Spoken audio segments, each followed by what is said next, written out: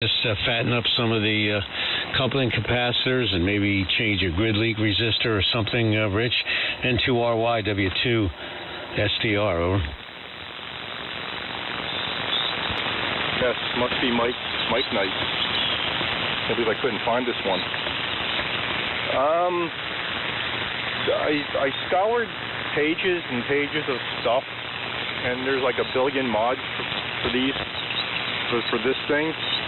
And I found a page that literally the guy did a systematic change of parts and then took the display of the scope and explained everything that was changing. There's really only one component. I fattened up one cap, and I think it was like C52, which was between the first and second audio stage. And that was it. That's all I did. That's based on his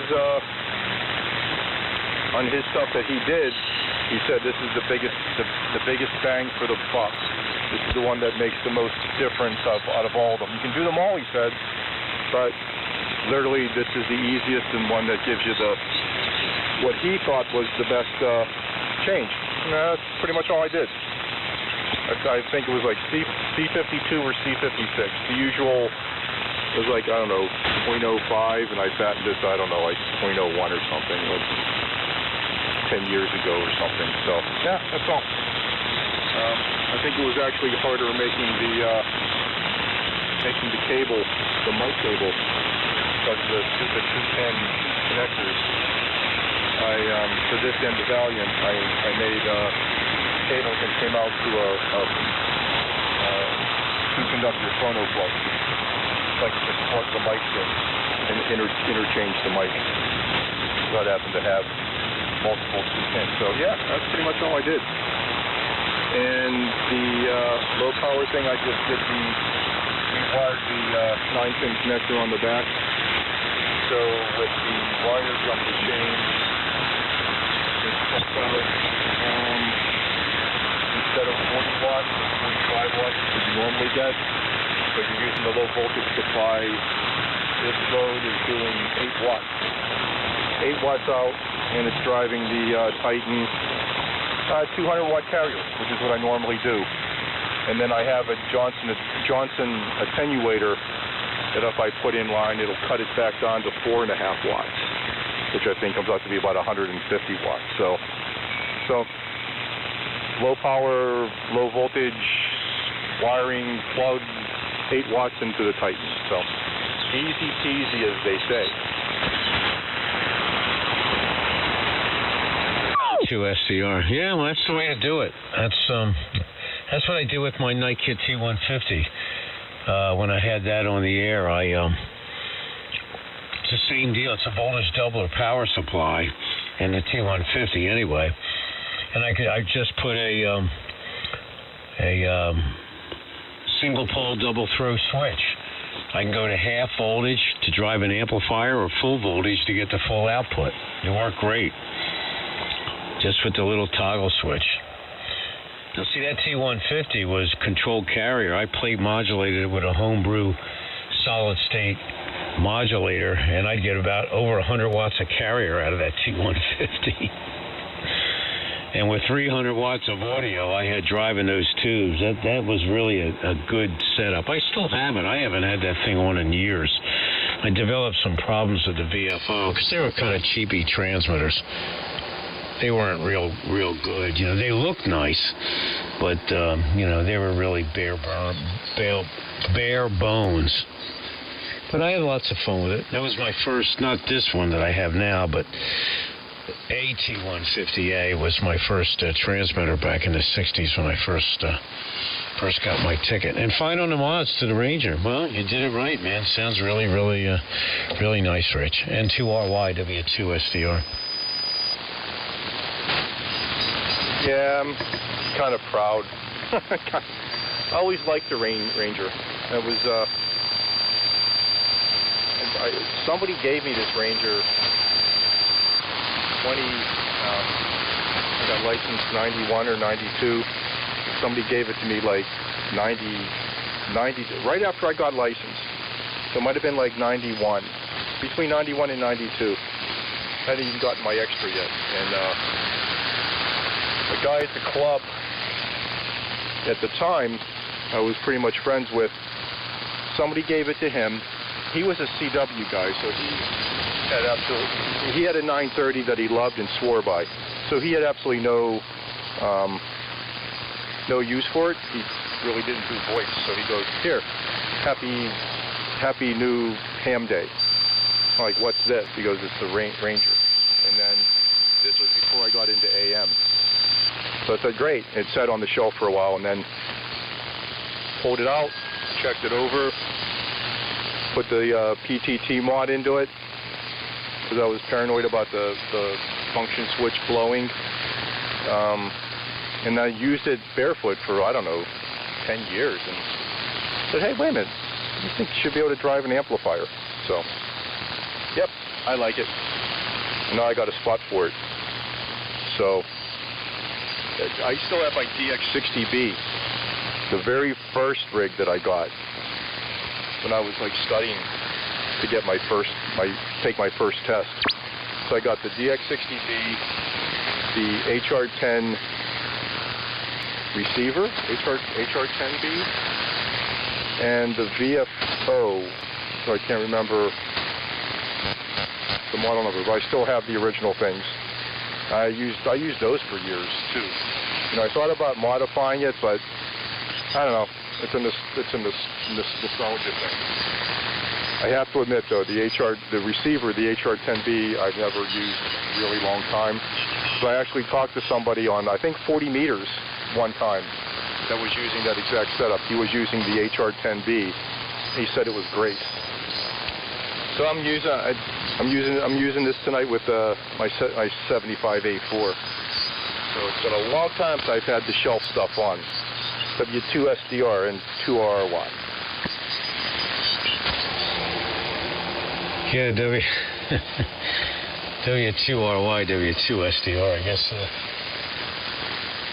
my little heater was coming through the audio probably. I used to have two DX60s. I sold them to KA1W. Do you know him?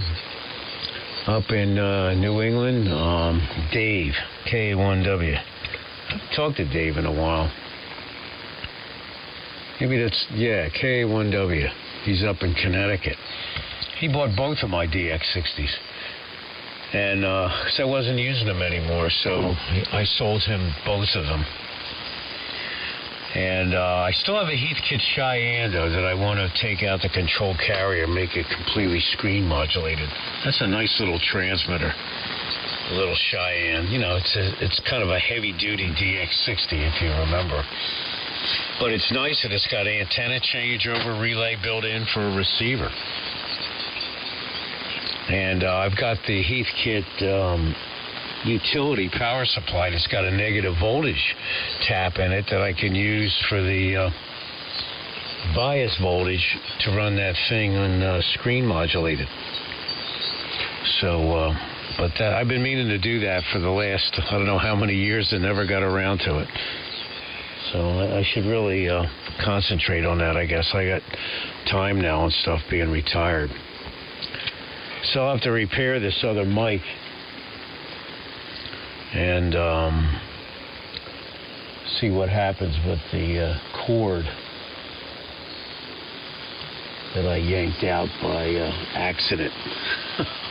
I guess I didn't have it in the strain relief well enough. The Anon here takes a 3.5 millimeter TRS plug, so anyway, Rich, I'll stay in here for one more round, I guess, and I'm getting hungry. I'm going to go up and make some food. N2RY, W2SDR.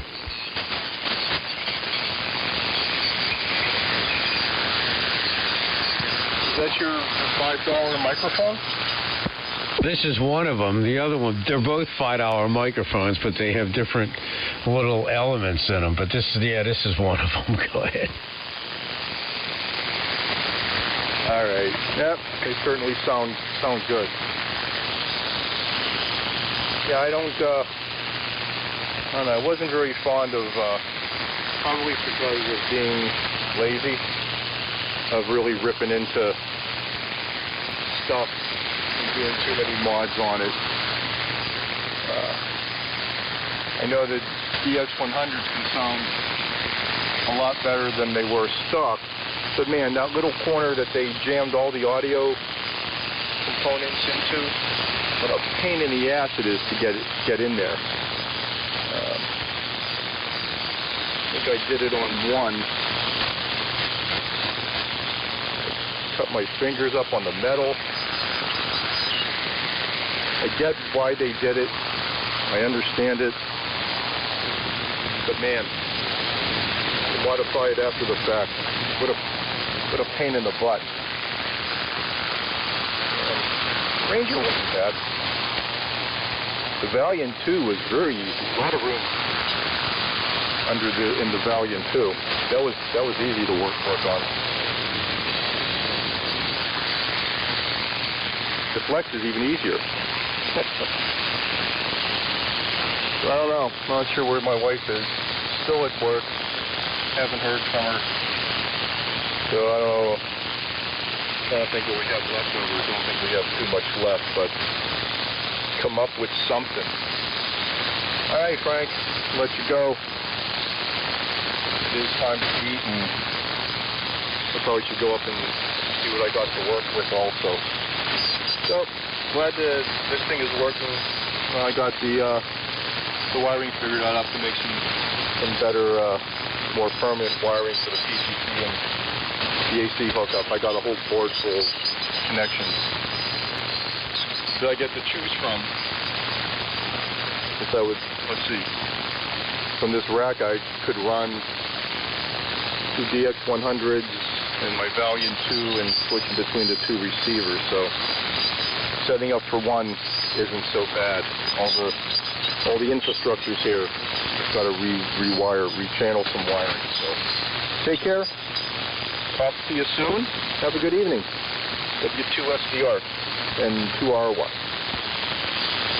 Okay, Rich, 7.3. I forgot to mention, both my DX60s, I put push-to-talk in there, and I used,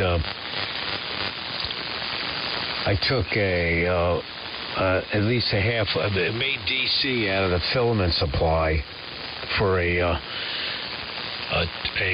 DC relay, because I tried to use the filament